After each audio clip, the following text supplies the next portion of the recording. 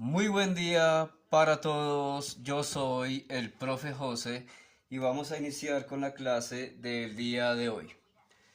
Bueno, primero que todo, mil disculpas por la sencilla razón de que este no es el video programado acerca de el tema de las teorías sobre el origen del universo, ¿ok? Por el contrario, es una pequeña extensión de un tema que vimos en una clase pasada, la cual fue el binomio de Newton aplicado a esa forma teórica con la cual la comunidad científica Einstein ve el manejo de lo que se le considera la teoría del todo o teoría de cuerdas, ¿ok? Bueno, el hecho de ser extensión lo digo porque esta estructura así como la tenemos acá, de esta forma, en una clase anterior la vimos, pero por decirlo de alguna manera, de una forma simplificada, ¿ok? Entonces, de esta forma más extensiva, la estamos presentando el día de hoy para realmente darle una explicación mucho más extensa con respecto a ya a lo que viene perdón, a lo que tiene que ver con el manejo de la teoría de la relatividad, ¿ok? Y sus consecuencias, ¿ok? Bueno, vamos a mirar o a detallar que el contexto de esta fórmula que tenemos así inscrita, perdón, vamos a indicar que lo escribimos, perdón, de esta manera porque esa es, por decirlo de alguna forma, la manera de poderlo también inscribir en una calculadora como esta, de esta referencia, ¿ok? Para que en sí los cálculos no se perturben de alguna manera, ¿ok?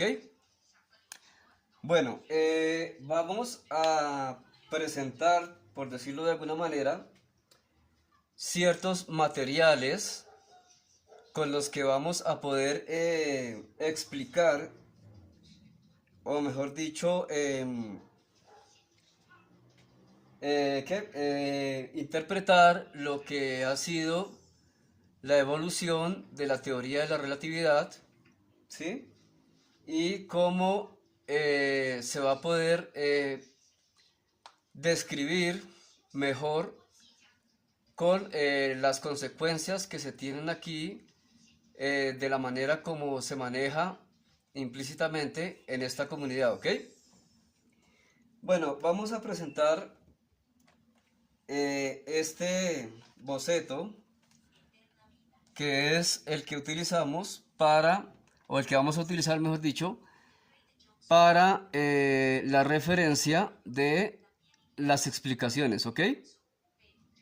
Aquí se encuentra la información requerida y que necesitamos para dicha explicación de esta clase, ¿ok? Bueno, los materiales que vamos a utilizar en esta ocasión, por decirlo así, para este experimento, son una cartulina negra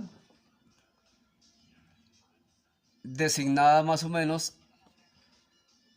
con estas proporciones e inscrita de esta manera. Ya explicamos para qué y por qué de estas figuras, de estos símbolos que escribimos acá, ¿ok?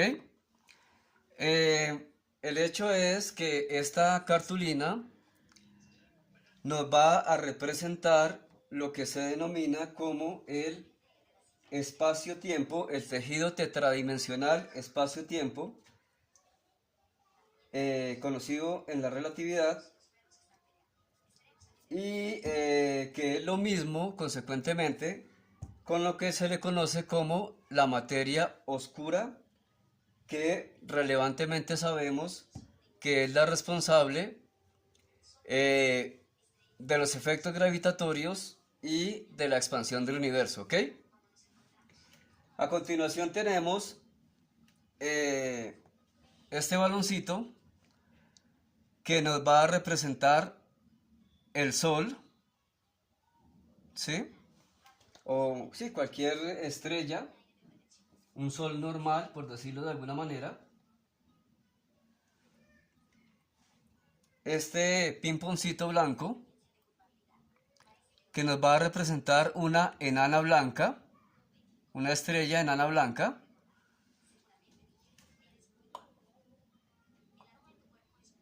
Y finalmente esta canica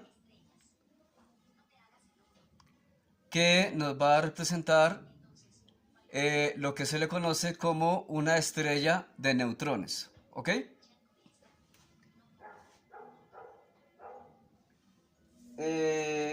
Bueno, reincidiendo aquí un poco en este, en la cuestión de la cartulina, tenemos este puntico central que tenemos allí inscrito, al cual lo vamos a identificar como ya la interpretación de el agujero negro, ¿ok? O de un agujero negro, ¿ok? Bueno, vamos a iniciar entonces recordando que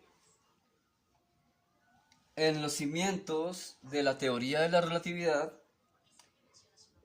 Albert Einstein lo primero que hizo fue formular la teoría de la relatividad especial, que sencillamente se basaba o se basa en unificar de alguna manera las tres dimensiones espaciales y el tiempo, como denominado como una cuarta dimensión, ¿ok? Entonces, de alguna manera, eh, como indicamos al principio, la cartulina indica ese tejido espacio-tiempo o materia oscura de esta manera, totalmente, de una forma totalmente plana, ¿ok? Por la sencilla razón de que en la teoría de la relatividad especial aún no, no se presentan, eh, por decirlo de alguna manera, esa introducción de cómo se comporta la materia y la energía dentro de esa misma teoría, ¿ok?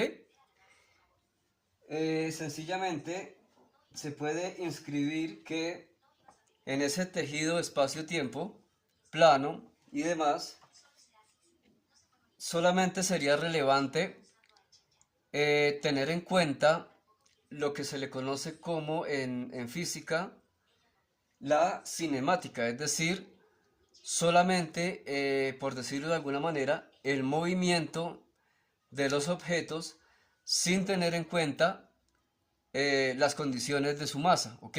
O las condiciones de ese sistema, ¿ok? Por decirlo así, eh, de alguna manera solo se basaba la teoría de la relatividad especial en las condiciones limítrofes de en cómo se, se transportaba los rayos de luz, ¿ok? Cómo se comportaban esos fotones, que son las partículas que conforman esa luz, ¿ok? Bueno, años más tarde, ya Albert Einstein extendió su teoría de la relatividad especial a la teoría de la relatividad general, ya introduciendo la masa y la energía de los objetos o de los cuerpos, que de cierto modo, de cierta manera, viene a indicarse como también la inercia, es decir, la oposición al movimiento, ¿ok? Bueno, vamos entonces enseguida a explicar lo siguiente. Como dijimos inicialmente, el baloncito lo que hace es interpretar a una estrella normal, ¿ok? Entonces, bajo los cimientos de la teoría de la relatividad general, vamos a exponer lo siguiente. A pesar del tamaño que tiene el balón y de la posible variedad de masa que pueden tener las estrellas, por su volumen, ¿sí? Por la concentración de volumen, no pueden adquirir una concentración de masa, de su masa, en un punto muy específico. Es decir, que las estrellas básicamente, las estrellas normales, básicamente se comportan de esta manera. Ellas en sí curvan ese tejido espacio-tiempo o materia oscura que se encontraba anteriormente en la teoría de la relatividad especial como bastante plano, por decirlo de alguna manera, va a curvarla de esta manera. Sin embargo, la curvatura de esas estrellas es insuficiente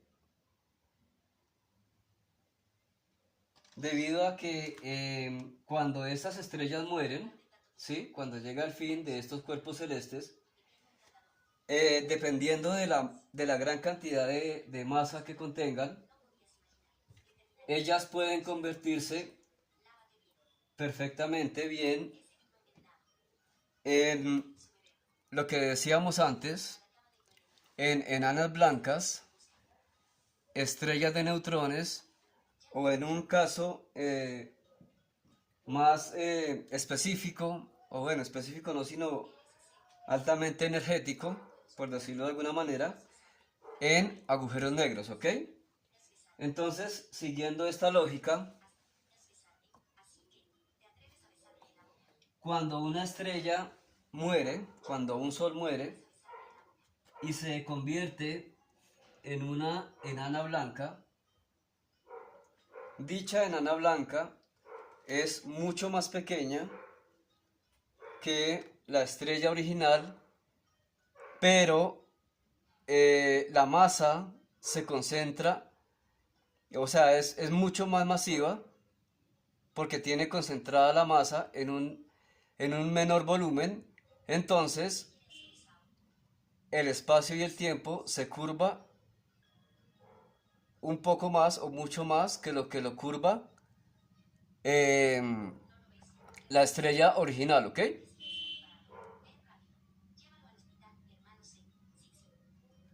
Bueno, en otro caso, que dicha estrella no se convierta en una enana blanca, sino en una estrella de neutrones. Recordemos que es mucho más pequeña, la estrella de neutrones. Entonces, volvemos a deducir que no por ser pequeña, sino por concentrar mucha más masa en un volumen más pequeño, ese espacio-tiempo se va a curvar mucho más, ¿ok? Ahí lo vemos, el espacio-tiempo mucho más curvado que con la enana blanca y que con la propia estrella, ¿ok?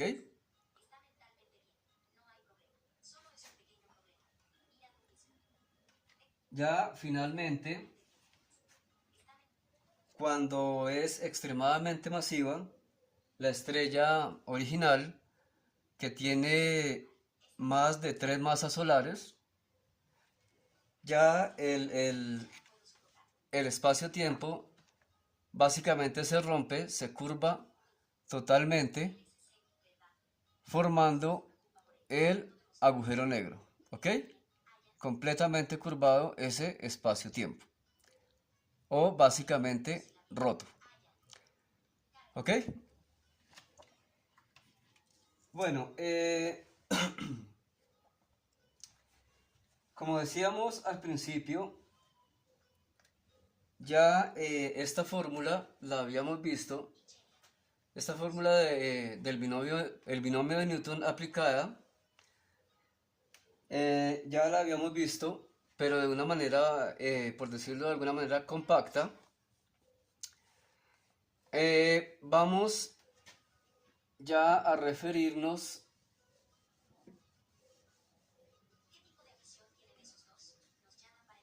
a lo siguiente. Como hemos visto en las explicaciones, por densidad y volumen, eh, diferentes tipos de cuerpos celestes logran curvar de diferente manera el espacio-tiempo, ¿sí? Eh, Ahora vamos a hacer o a realizar la siguiente reflexión.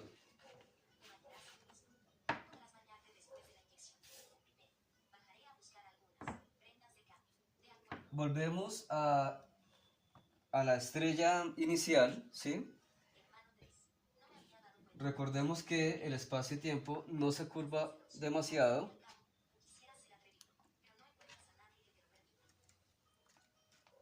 ¿Sí?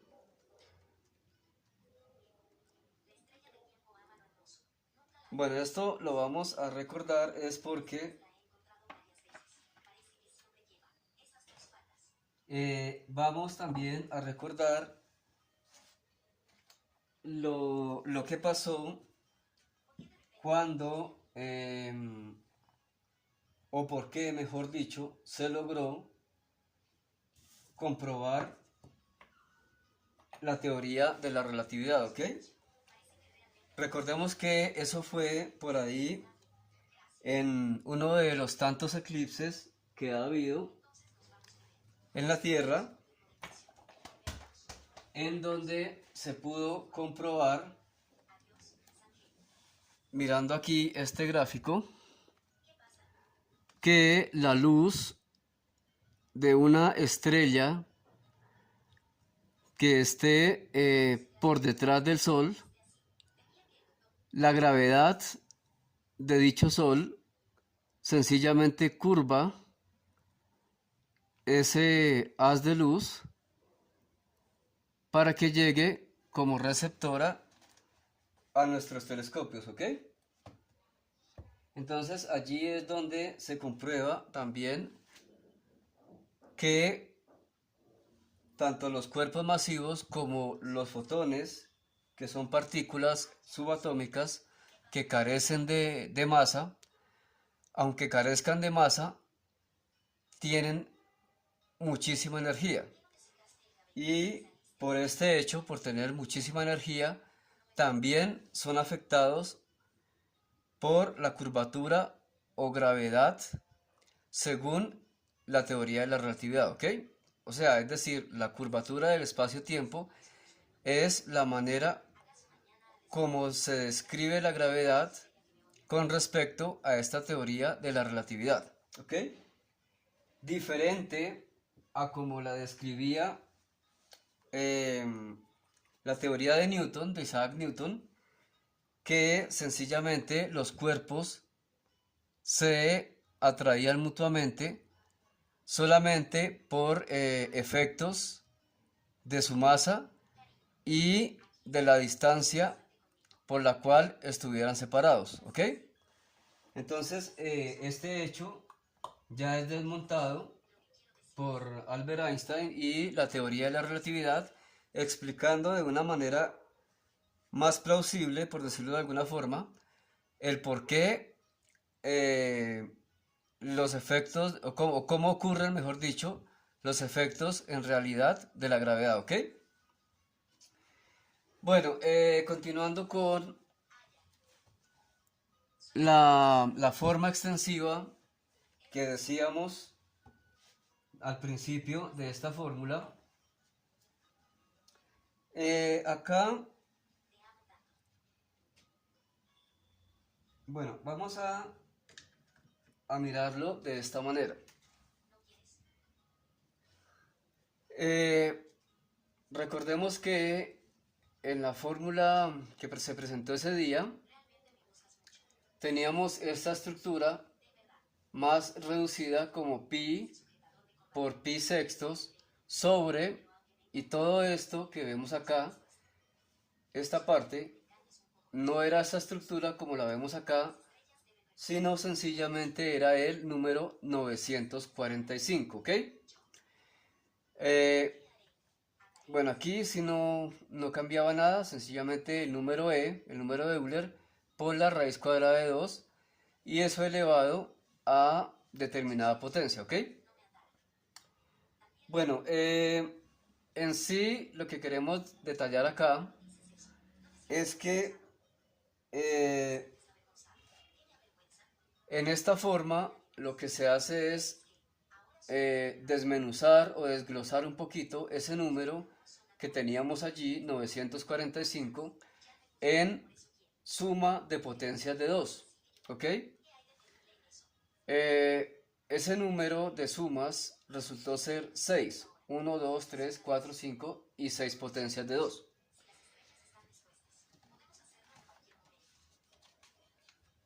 A ver, para el caso, vamos a mirar aquí los apuntes para que no se nos escape ninguna información.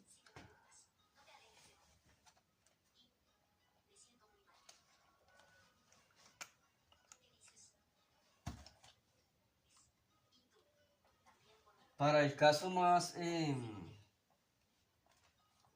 prioritario, por decirlo así, aquí es 2 elevado a 9.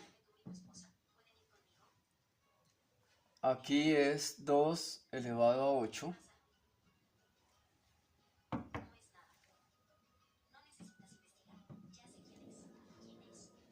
Aquí es 2 elevado a 7.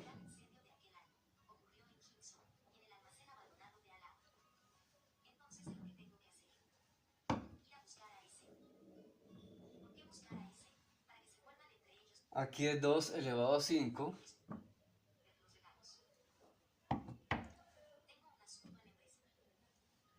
Aquí es 2 elevado a 4.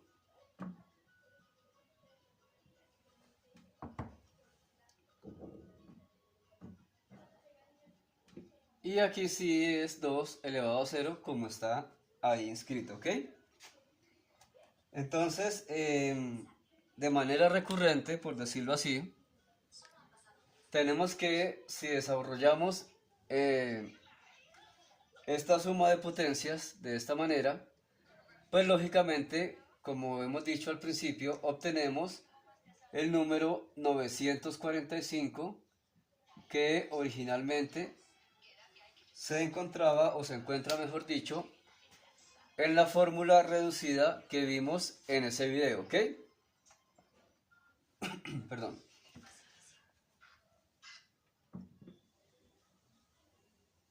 Bueno, otro detallito para recordar fue el hecho de que aquí en la comunidad científica Newton Einstein utilizamos, por decirlo así, una técnica basada en los números primos con las cuales podemos aproximar eso también lo vimos en un video anterior, los valores del número pi y del número e, incluso del número áureo, el número de oro, pero pues en este caso no es relevante, ¿ok? Perdón. De acuerdo con esta tendencia que tenemos acá, eh, habíamos visto en esa ocasión solamente los detalles sobre el número pi y el número e con respecto al número 73. Que recordemos que dicho número, para, digámoslo de esta manera, los cimientos de nuestra teoría del todo, el formato de esta, eh, precisamente significa eso, un todo, ¿ok? Es la totalidad de lo que llamamos universo, ¿ok?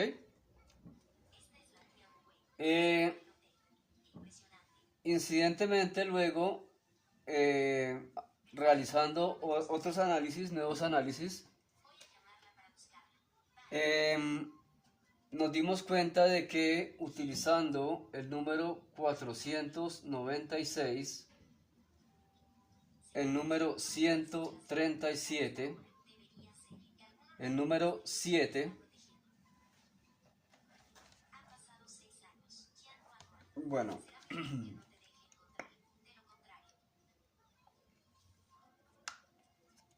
a ver, miremos. Ya tenemos a pi, 73, 137, 490, listo, nada más eso, bueno. Entonces recurrentemente lo que hicimos fue analizar estos tres números y de la misma manera como se hizo con el número 73, renovar esos cálculos a aproximaciones con respecto a pi y con respecto a e y al número áureo, y básicamente nos encontramos con deducciones muy precisas que conllevan a que finalmente es muy posible que sí podamos unificar todo lo que tenemos, todo el conocimiento que tenemos de la física de una manera ya muy relevante, ya no tan consistente solamente con teorías, ¿ok? Bueno, lo que se hizo aquí fue básicamente con esos cálculos, esas aproximaciones,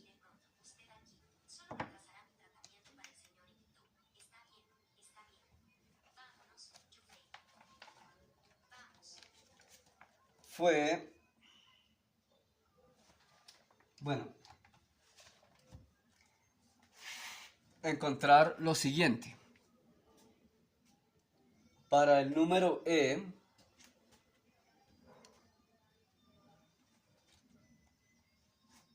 con respecto al número 137,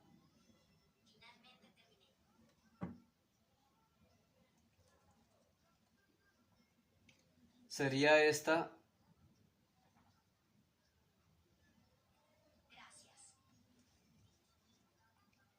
y con respecto al número 496 sería esta la relación.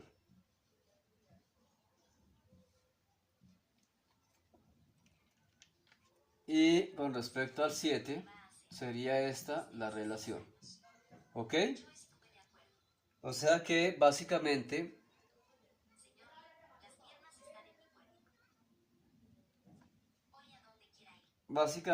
realizando estos cálculos, donde se llega a la aproximación de el número e, ¿ok? Teniendo estas referencias.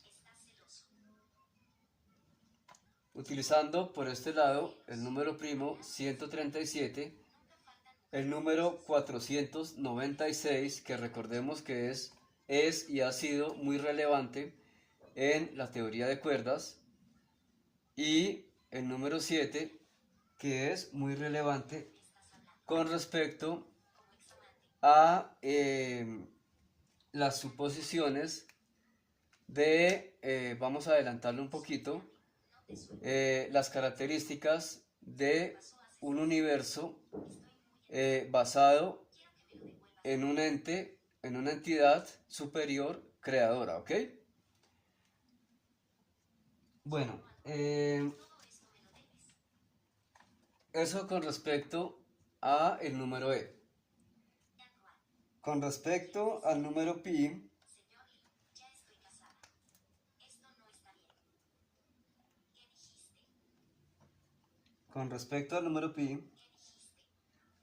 aquí es 43, aquí es 157,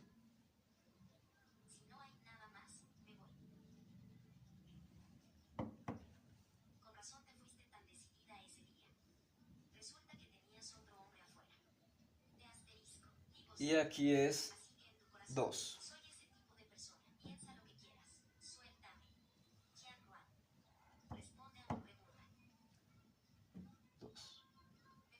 ¿Ok? Eso con respecto a las aproximaciones para el número pi.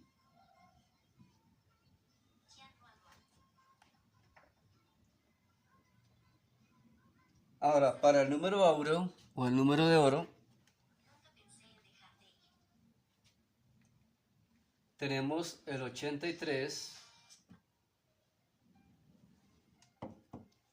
con respecto al 137,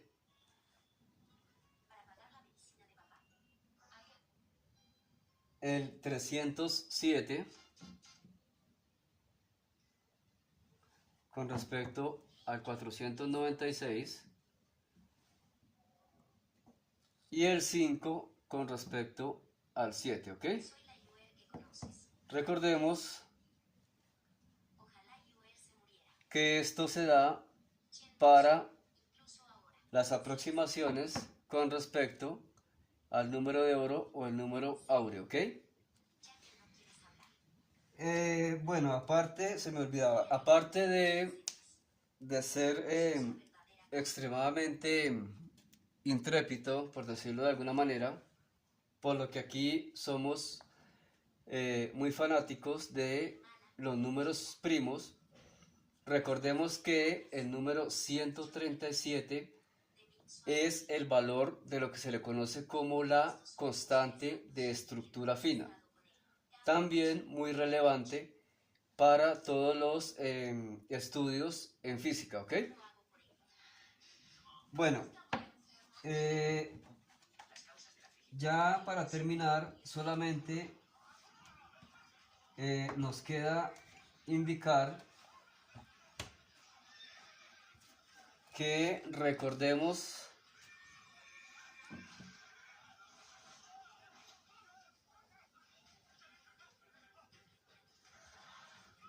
sencillamente recordemos que se puede sustituir a pi y a e en esta ocasión con esos valores aproximados que acabamos de dar, los cuales nos dan ciertos unos y otros resultados que son intrépidamente, interesantes. ¿Ok? Recordemos que aquí a lo que nos referimos es a el número de dimensiones que maneja la teoría de cuerdas al máximo número, que pues básicamente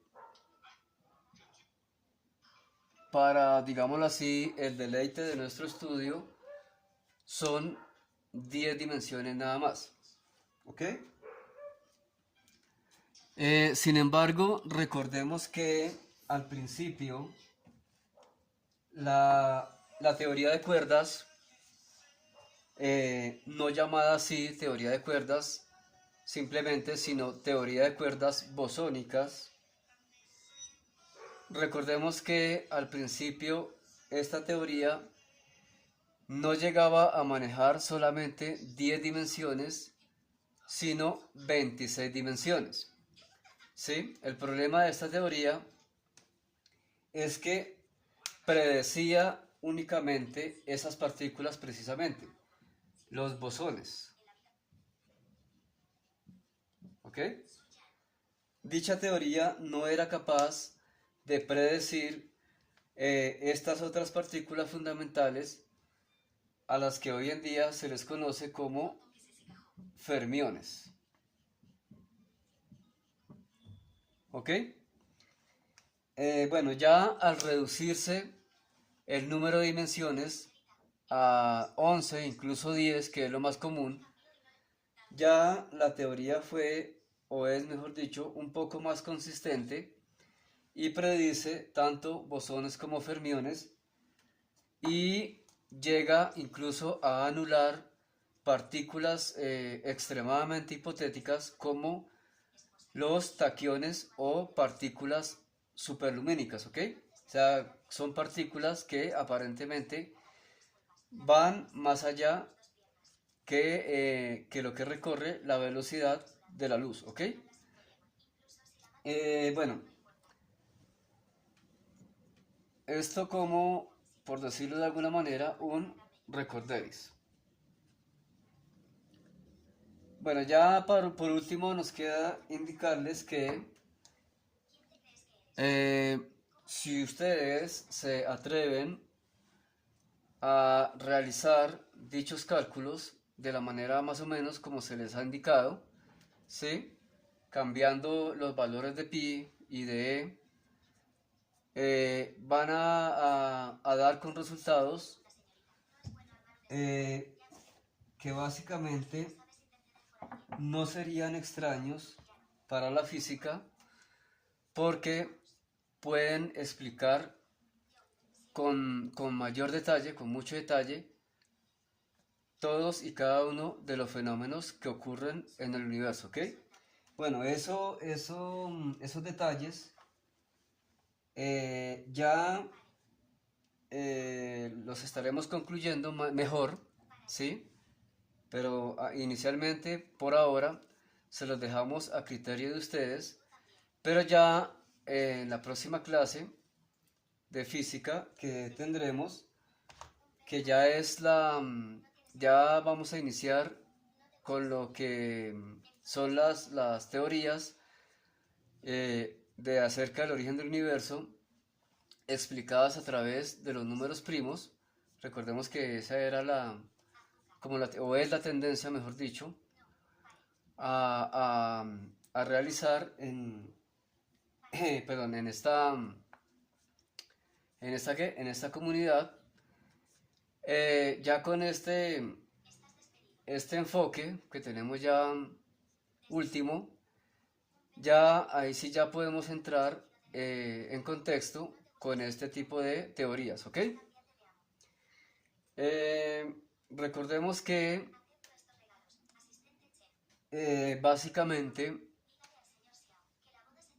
este numerito, raíz cuadrada de 2, es una constante muy importante, ¿sí? Recordemos que, bueno, aquí, em, si se fijaron bien, al hacer estos pequeños cambios que hemos dicho anteriormente, haciendo esas aproximaciones que les hemos indicado, pues se va a mirar también la variación, un poco la variación en el valor real del número pi y del número e para esos cálculos, ¿ok? Sin embargo, dicho más estratégicamente, por decirlo así, recordemos que y si observamos bien, la raíz cuadrada de 2 continúa intacta, no tiene ninguna variación, ¿ok? Eh, la explicación aquí es muy sencilla. Y volvemos acá a este recuadrito. Recordemos que si inscribimos un cuadrado, y el resultado, por decirlo de alguna manera, de su hipotenusa, de la hipotenusa que resulta de partir ese cuadrado y convertirlo en un triángulo rectángulo, allí conseguimos este número, ¿ok? La raíz cuadrada de 2. Bueno, ese no es realmente el punto de ingerirlo, por decirlo así, matemáticamente, sino que eh, si recordamos el experimento que hicimos al principio, cada cuerpo celeste, o cada cuerpo en el universo, tiene, por más que tenga forma redondeada, o sea, amorfo, perdón, o tenga cualquier forma, eh, tiene una relación determinada con un área específica, como lo observamos acá, ¿ok? ¿Sí? A pesar de su forma, tiene una relación específica con, con ese telar, por decirlo así, con esa tela de espacio-tiempo, que lo identifica como, por decirlo de alguna manera, un espécimen constante. ¿Por qué? Porque hasta que no sufra cambios considerables, para que se transforme su masa, o sea, ¿sí? Concentre su masa en otro punto, entonces no puede haber mayores cambios en esa proporción, digámoslo así, ¿ok?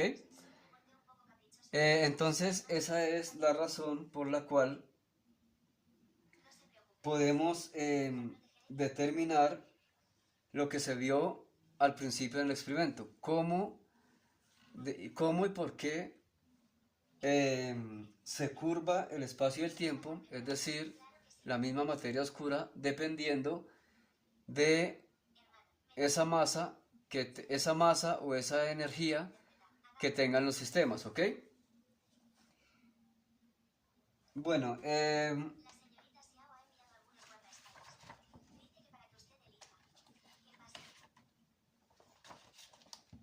ahora sí, ya para terminar, vamos a mirar con detalle a ver qué nos falta.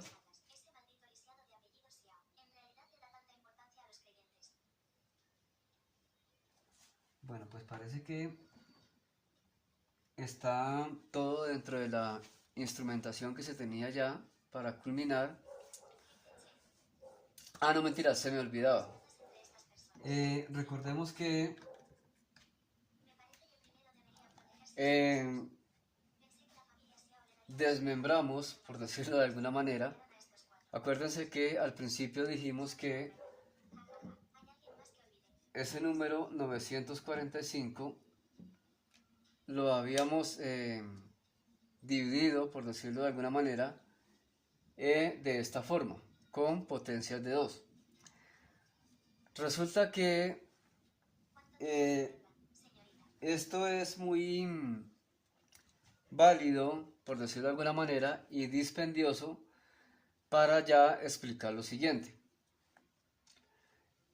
Recordemos que en el experimento, cuando la masa de los cuerpos se acentúa en un mínimo espacio, ese espacio-tiempo se va curvando más y más, ¿ok? Pero eso no es solamente decir por decirlo, ¿ok? Eso está basado en la siguiente explicación. Esta parte de la fórmula, aquí es donde se me iba olvidando. Bueno, esta partecita de la raíz cuadrada de 2 ya quedó explicada. Es el contexto por el cual se delimita esa área que ocupa determinado cuerpo, ¿ok?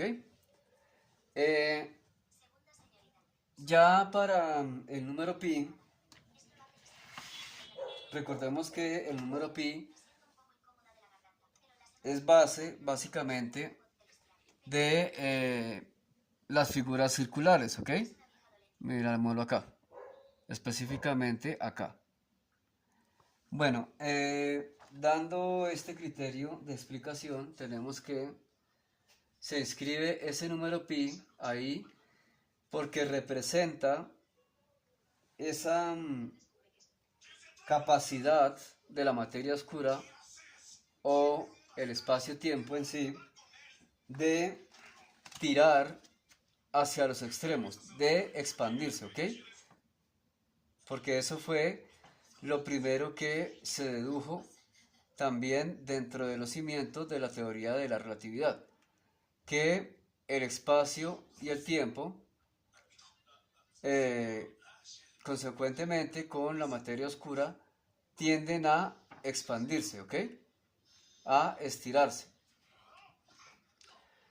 Ahora, bueno, por eso la descripción del número pi, ahí de esa manera, porque ello representa esa expansión, ¿ok? Eh,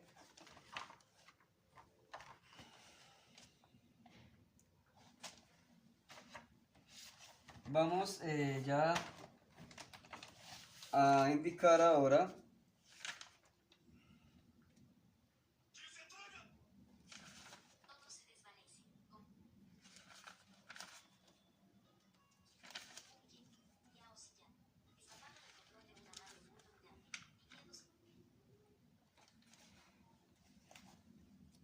que esta representación que tenemos acá, pi a la sexta, o lo que decíamos antes, las aproximaciones para pi elevado a la sexta, nos van a indicar la energía cinética de cualquier sistema, ¿ok? Energía cinética de cualquier sistema. Todo esto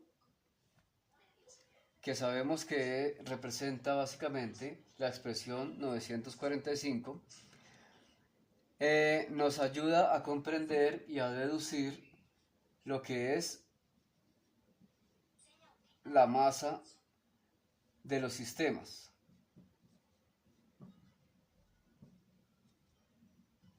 ¿Ok? Porque vamos digámoslo así, a obedecer al siguiente análisis. Aquí, a medida que la masa de los sistemas aumenta, la relación con las dimensiones disminuye. ¿Ok? Es decir, que tenemos básicamente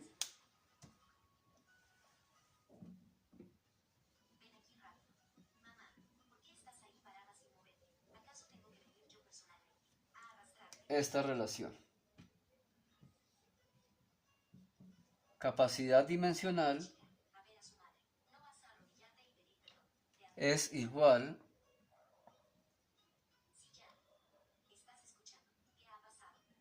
a la energía cinética sobre la masa, ¿ok? ¿Qué nos indica esta relación? Que entre mayor número de dimensiones se considere para analizar determinado sistema, partícula, cuerpo, bueno, etcétera, necesitamos saber que su energía cinética aumenta, ¿ok? Por eso está esta relación. Y su masa disminuye,